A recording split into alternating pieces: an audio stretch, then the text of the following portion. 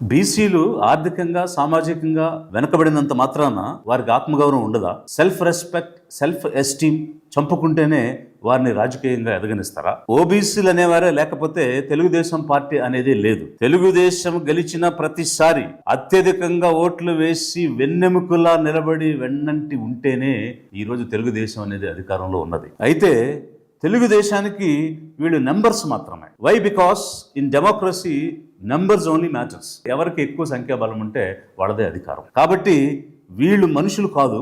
వీళ్ళకు ఒక ఆత్మ అభిమానం కానీ ఆత్మగౌరవం కానీ ఉండాల్సిన అవసరం లేదు, ఉండకూడదు. ఇది నిరంతరంగా ప్రూవ్ అవుతూనే వచ్చింది. ఈ మధ్య జరిగినటువంటి సంఘటనలు కనుక మనం తీసుకుంటే అది మరింత బలాన్ని చేకూర్చేటువంటిదిగా కనిపిస్తుంది. గౌతు లచ్చన్న గారి విగ్రహావిష్కరణ జరిగింది. దానిలో మంత్రివర్యులు పార్థసారథి గారు, శాసనసభ్యురాలు గౌతు లచ్చన్న గారి కుటుంబానికి చెందినటువంటి శిరీష గారు, కొనకళ్ళ నారాయణ గారు, వీరందరితో పాటు మాజీ మంత్రి జోగి రమేష్ గారు కూడా పాల్గొనడం జరిగింది. ఇది గౌడ సంఘం ఆధ్వర్యంలో నిర్వహించినటువంటి కార్యక్రమం. ఇలాంటి కార్యక్రమాలు ఎన్టీ రామారావు గారి యొక్క జయంతి, వర్ధంతి వేడుకలు కూడా జరుగుతూ ఉన్నాయి. ఆ వర్ధంతి వేడుకలు జరిగేటప్పుడు చంద్రబాబు గారు అండ్ ఫ్యామిలీ, దగ్గుపాటి గారు అండ్ ఫ్యామిలీ అటెండ్ అవటం అనేటువంటిది కూడా జరుగుతుంది. గౌతు లచ్చన్న గారు ఒక ప్రజా నాయకుడు. కులాలకు అతీతంగా, మతాలకు అతీతంగా ఒక ఫ్రీడమ్ ఫైటర్ గా ఈ రాష్ట్రంలో పేరెన్నికగన్నటువంటి ఒక టాల్ పర్సనాలిటీ. కాబట్టి అభిమానులు అనేవాళ్ళు అనేక కమ్యూనిటీస్ లో ఉంటారు, అనేక ప్రాంతాల్లో ఉంటారు. నేను పాదయాత్ర చేస్తున్నప్పుడు గుంటూరు దగ్గర నుంచి పెదకాకాని మీదకి వెళుతుంటే అక్కడ వారి విగ్రహం చూసి పాదయాత్ర చేస్తున్న మేమందరం ఆగి వారికి పూలమాల అర్పించి, నివాళులు అర్పించి మేము ముందుకు వెళ్ళడం జరిగింది. ఈ రకమైనటువంటి వ్యక్తి గౌరవాన్ని పొందుతున్నప్పుడు ఎవరు ఏమిటి అనేటువంటి ప్రస్తావన అక్కడ ఉండదు. అయితే గౌరవనీయ లోకేష్ గారు, చంద్రబాబు గారు ఈ కార్యక్రమంలో జోగి రమేష్ అనేటువంటి వ్యక్తి ఎందుకు పాల్గొన్నాడు అనేటువంటి అంశం మీద ఎక్స్ప్లెనేషన్ అడిగి బహిరంగంగా పార్థసారథి గారితోనూ, లచ్చన్న గారి మనవరాలైనటువంటి శిరీష గారితోనూ, నారాయణ గారితోనూ హ్యూమిలియేట్ చేసి క్షమాపణలు చెప్పించినటువంటి పరిస్థితి కనిపిస్తుంది. నాకు తెలియక జరిగిన పొరపాటు కాబట్టి భవిష్యత్తులో ఇలాంటివి జరగకుండా అక్కడికి ఎవరెవరు వస్తున్నారో ముందే కనుక్కొని వెళ్తానని పార్టీకి, పార్టీ పెద్దలకి, సోషల్ మీడియా సోదరులకు, మా శిరీషమ్మ తప్పు చేయదు అని నమ్ముతున్న సోదరులకు కూడా మాట ఇస్తున్నాను. నేను మాత్రం అది అనుకోకుండా జరిగిన సంఘటన అని చెప్పేసి మనవి చేస్తూ ఈ సంఘటనకి నేను చింతిస్తూ వారికి సారీ కూడా తెలియజేస్తా ఉన్నాను. భవిష్యత్తులో ఈ పొరపాటు జరగడం నేను వాళ్ళందరూ కూడా శిరస్సు వంచి నమస్కరిస్తూ మమ్మల్ని క్షమించమని నేను మా సంఘం తరపున కూడా నేను అడుగుతా ఉన్నాను. ఇటువంటి సంఘటన మళ్ళీ పునరావృతం కాకుండా చూసుకుంటాం. దయచేసి కార్యకర్తలు కానీ లేకపోతే సోషల్ మీడియా రాసేవాళ్ళు కానీ అర్థం చేసుకోవాల్సిందే కోరుతున్నాం. మరి మీ కుటుంబంలో, మీ వంశంలో జరిగితే ఒక నీతి, ఒక రూలు, అదే క్రింద వర్గాలకు జరిగితే ఒక నీతి, ఒక రూలా? మీరు అవకాశాల కోసం రకరకాల పార్టీల్లో ఉండి తిట్టకుండా తిట్టుకుని మీ కార్యక్రమానికి దగ్గుపాటి వెంకటేశ్వరరావు అండ్ ఫ్యామిలీ వస్తే మరి చంద్రబాబు నాయుడు, లోకేష్ నాయుడు క్షమాపణ చెప్పారా? క్షమాపణ చెప్పమని తెలుగుదేశం వర్గాలు అడిగాయా? వారు ఏమైనా సోషల్ మీడియాలో, వారి యొక్క ఆస్థాన టీవీ ఛానల్స్ లో, పేపర్స్ లో వీళ్ళు క్షమాపణ చెప్పలేదు ఏమిటి అని ట్రోలింగ్ జరిగిందా? ఈ వెనుకబడిన వర్గాల మీద మాత్రమే ఆ వివక్ష ఏమిటి? వాళ్ళకి అభిమానం ఉండదా? గౌడ, ఈడిగ, సెట్టిబలిజ ఇదంతా కూడా ఒక సంఘంగా తమలో నుంచి వచ్చినటువంటి ఒక గొప్ప నాయకుడిని వారు సత్కరించుకునేటువంటి స్వేచ్ఛ కూడా వారికి లేదా? తమ కుటుంబం, తమ వంశానికి ఒక రకమైనటువంటి నీతి, క్రింద వర్గాల నుంచి వచ్చినటువంటి నాయకులకి మరొక రకమైనటువంటి నీతి. యనమల రామకృష్ణుడు గారు ఒక టవరింగ్ పర్సనాలిటీ, బ్యాక్వర్డ్ క్లాసెస్ లో 40 సంవత్సరాల ఇండస్ట్రీతో సమానంగా వచ్చినటువంటి వ్యక్తి. వారు కాకినాడ పోర్టు నిర్మాణంలో భూముల విషయంలో అవకతవకలు జరిగినాయని ఒక లేఖ రాశారు ముఖ్యమంత్రి గారికి. అంతే, కాకుల మీడియా రెడీ అయిపోయింది. ఒక కాకి కూసింది, అరిచింది, ఇంకో కాకి.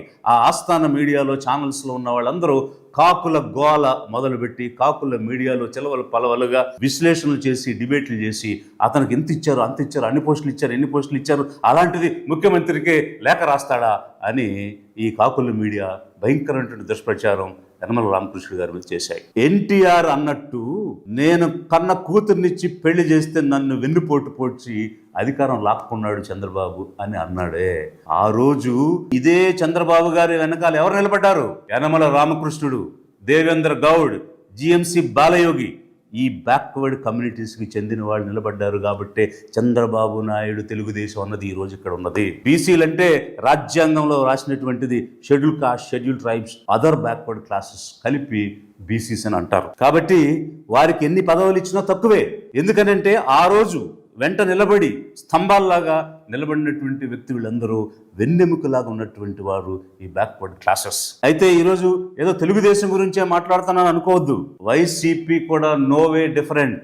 ఈ అగ్రవర్గాల పెత్తందారుల పార్టీలన్నీ ఒకటే, ఏం తేడా లేదు. సుచరిత, వనిత, అనిత ఇలా అనేక మంది హోమ్ మినిస్టర్స్ గా పనిచేశారు. వైసీపీ కేబినెట్ చూడండి, లేకపోతే ఈ రోజున టీడీపీ కేబినెట్ చూడండి. ఎందుకనంటే తెలుగుదేశం ఈ రోజు అధికారంలో ఉంది, లైవ్ లో ఉంది కాబట్టి తెలుగుదేశం గురించి మనం ఎక్కువ ప్రస్తావించాల్సిన పరిస్థితి వచ్చింది తప్ప చరిత, వనిత, అనిత పేరేదైనా వీరందరూ పెత్తందారుల చేతుల్లో పనిముట్లే. వైసీపీ ప్రభుత్వంలో అయితే మాత్రం హోమ్ మినిస్టర్ గా ఉన్న వ్యక్తి కనీసం ఒక కానిస్టేబుల్ ని ట్రాన్స్ఫర్ చేయగలిగే నిర్ణయ అధికారం కలిగి ఉన్నదా? ఈ బీసీ మినిస్టర్లు ఎవరైనా తెర మీదకి వచ్చి ప్రభుత్వం యొక్క విధానాల గురించి, పాలసీల గురించి గత కేబినెట్ లో మాట్లాడిన సందర్భం ఎక్కడైనా ఉందా? సకల శాఖలు నిర్వహించేవారు వారి వర్గానికి చెందిన వారే తప్ప ఈ ఎస్సీ, ఎస్టీ, బీసీ, మైనారిటీ పేద వర్గాలు మాత్రం కాదు. అది టీడీపీ కేబినెట్ అయినా, వైసీపీ కేబినెట్ అయినా, బలహీన వర్గాలకు చెందినటువంటి వాళ్ళు మంత్రులైనా అది అలంకార ప్రాయమే.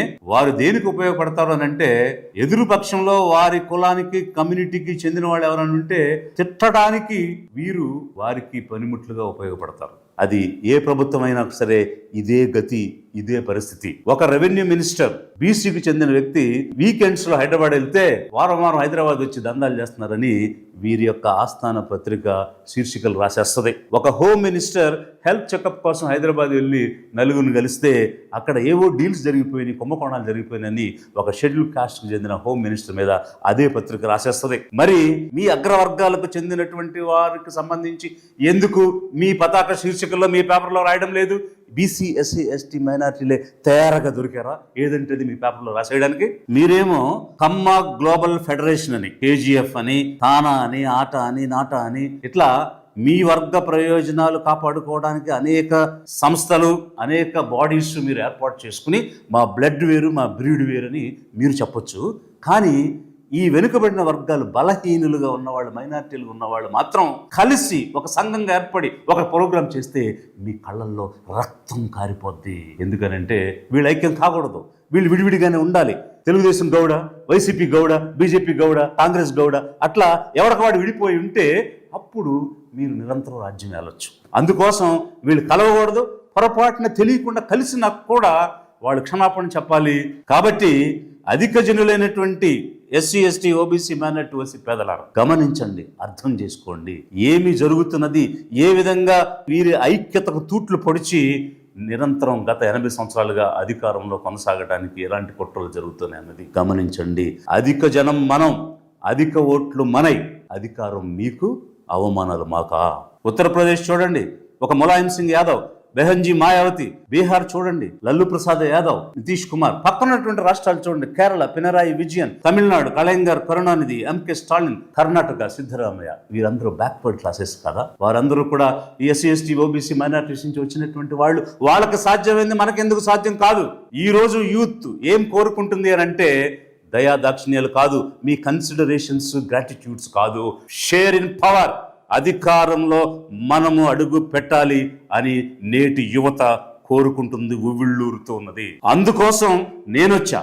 అధిక జన పేదల కోసం, అధిక జనులైనటువంటి పేదలను అధికారంలో అడుగు పెట్టించడానికి, నిస్వార్థంగా పనిచేయటానికి నేనొచ్చాను. ఈ అధిక జన పేదల కోసం, ఈ పెత్తందారుల, ఉన్నత వర్గాల పార్టీలను మొయ్యడానికి కాదు, వాళ్లతో పోటీ పడి అధికారంలో అడుగు పెట్టడానికి లిబరేషన్ కాంగ్రెస్ పార్టీని తీసుకొచ్చాను. ఆలోచించండి అధిక జన పేదలారా, ఎస్సీ, ఎస్టీ, ఓబీసీ, మైనారిటీ, ఓసీలో ఉన్నటువంటి నాయకులారా ఆలోచించండి.